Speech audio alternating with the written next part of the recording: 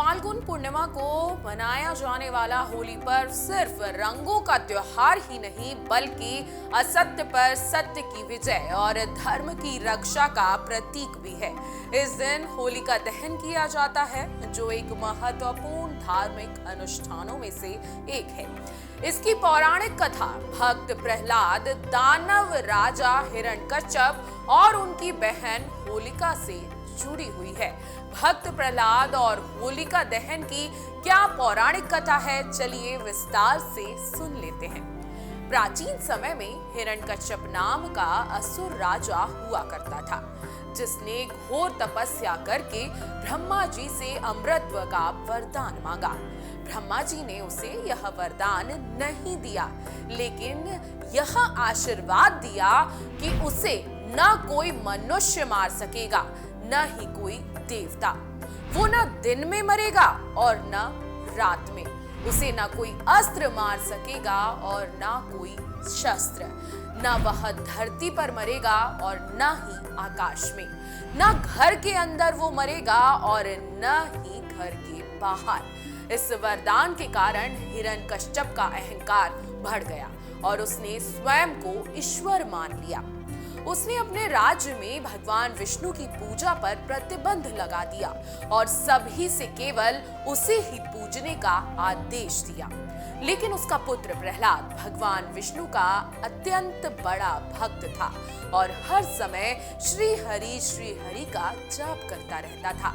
हिरण्यकश्यप का क्रोध प्रहलाद की भक्ति पर भारी पड़ा। जी हाँ, जब हिरण्यकश्यप को पता चला कि उसका पुत्र प्रहलाद भगवान विष्णु की भक्ति कर रहा है तो उसने उसे डांटा और विष्णु जी की पूजा छोड़ने के लिए कहा। लेकिन प्रहलाद ने अपने पिता की बात नहीं मानी और उनसे कहा कि पिताजी, भगवान विष्णु ही सर्वोच्च हैं। आप चाहें तो मुझे मार सकते हैं, लेकिन मैं हर हाल में उनकी भक्ति करूंगा। यह सुनकर हिरण्यकश्यप क्रोधित हो गया और प्रहलाद को मारने के लिए कई बड़े बड़े प्रयास किए। राजमहल से प्रहलाद को गिरवाने की कोशिश की, लेकिन प्रहलाद को कुछ भी ना हुआ। जहरीले सांपों के बीच प्रहलाद को डाल दिया, लेकिन भगवान विष्णु की कृपा से वह सुरक्षित बच गया। हाथी के पैरों से प्रहलाद को कुचलवाने की कोशिश की, लेकिन वह फिर भी बच गया। इसके बाद अग्नि में जलाने का प्रहलाद को प्रयास किया गया, लेकिन उसे फिर भी कुछ भी ना हुआ। होलिका दहन की घटना अब कैसे हुई, इस बारे में भी आपको बता देते हैं। हिरण्यकश्यप की बहन होलिका को यह वरदान प्राप्त था कि आग उसे जला नहीं सकती। उसने प्रहलाद को मारने के लिए एक षड्यंत्र रचा।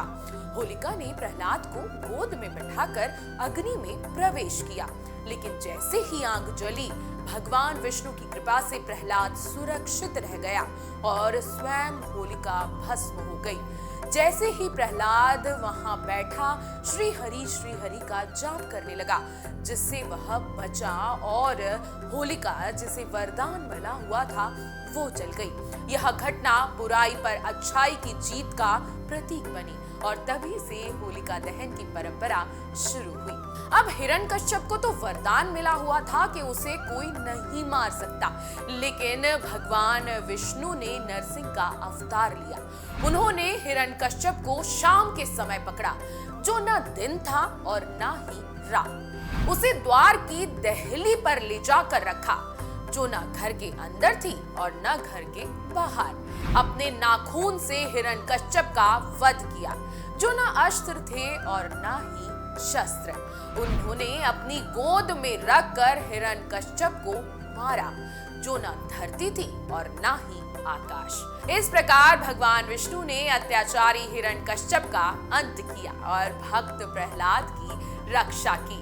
यही होली का त्योहार होलिका दहन इस उपलक्ष्य में मनाया जाता है। अब होली का धार्मिक महत्व क्या है ये भी जान लीजिए। बुराई पर अच्छाई की जीत होली दहन का संदेश देती है।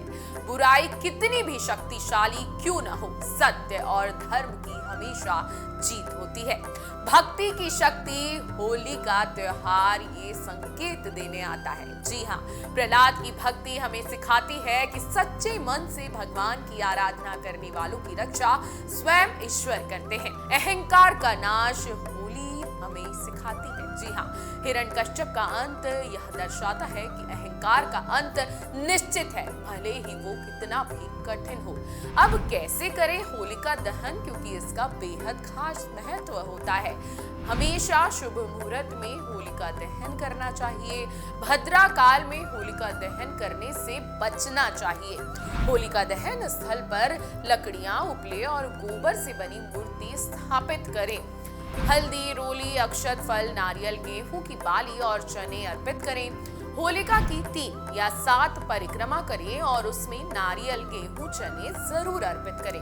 ओम होलिकाय नमः मंत्र का जाप करें। इससे सभी नकारात्मक शक्ति दूर हो जाती है और सकारात्मक ऊर्जा आपके घर में, आपके शरीर में प्रवेश करती है। तो आप सभी को होली की ढेरों शुभकामनाएं। अगर आपको हमारा ये वीडियो पसंद आया हो तो हमारे चैनल जीवांजलि को सब्सक्राइब करें